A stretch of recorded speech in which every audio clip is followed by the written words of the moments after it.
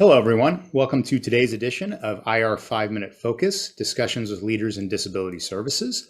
I am Josh Evans, President and CEO of the association, and we are joined today by Cornerstone Services President and CEO Ben Stortz, and Ben happens to also serve as the chair of the association's board of directors as well. So Ben, thank you so much for joining us today.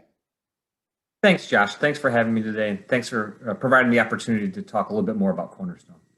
Sure. We're very glad to have you. And since we've done a few of these, I know you're aware, we've kind of got a pretty brief format where we just go over 3 questions. It's really just the opportunity for viewers to learn more about Cornerstone Services.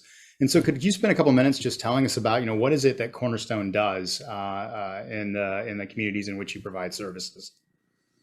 Yeah, so Cornerstone provides services to people with intellectual and developmental disabilities, and also people that have mental illness. We do so in the Joliet-Will County area. We also provide services in the Kankakee region. On any given day, we're serving over 1,000 people, and we provide an array of services. We provide residential services where it's maybe group home level of care, 24-hour supervised. We also provide intermittent supports and community housing. On our day service side, we provide traditional community day services. We also provide employment services, and we provide therapy, counseling services, group services, outpatient counseling services as well. So it's a wide range that we really strive to meet people's needs. And we do it through a dedicated workforce of 500 people who really help people to live and work in the community. So Ben, you mentioned 500 staff. That is a fairly good sized organization. About how many individuals you think you serve maybe on an annual basis? On an annual basis, we're serving upwards of 1,200 people annually. And again, it's possible through our dedicated workforce. They're just outstanding. They've done tremendous work during the past year, during this pandemic, as we, went through some very difficult times, but they performed tremendously, and I'm very proud of our team. 1,200 individuals and the connected lives that they have, 500 staff and the connected lives that they have. The host of services that Cornerstone provides. Can you kind of pivot a bit and talk about, given that just sheer number, what does it mean for what Cornerstone does to keep healthy communities in the Kankakee and the Will County area? Can you talk a little bit about how your organization does that?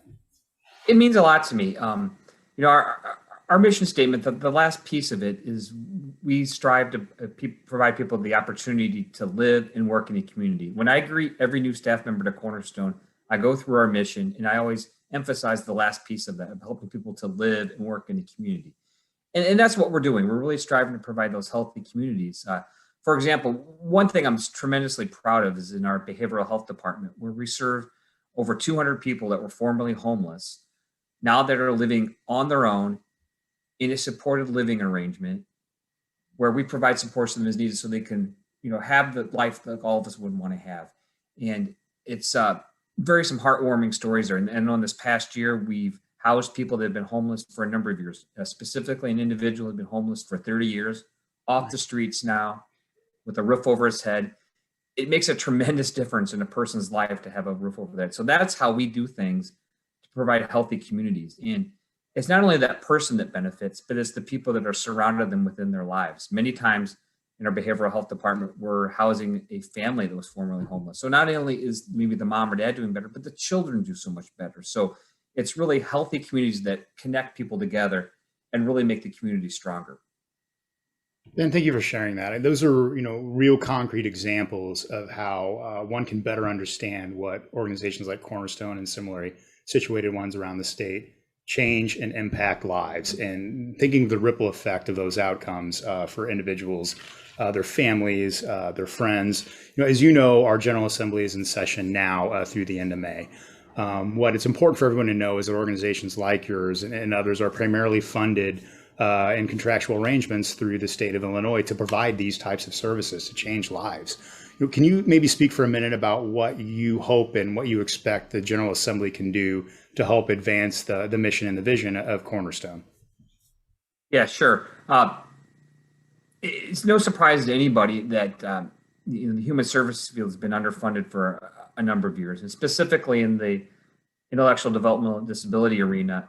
The state conducted a 2-year rate study that concluded this past December that showed our service system is underfunded by about $329 million. So it's a significant investment that needs to be made. I do want to give credit to the governor, the division director, Allison Stark, that they've made some investments towards that $329 million, but we need to make more. And why do we need to do it? It's really important to the people we serve. They really need the services and support so they can lead these healthy and productive lives. And to do so, we need to be able to provide the staff supports to be able to make that happen. And if we don't have these investments, it won't be possible. People will not be able to make these significant strides in their lives that we want to have happen.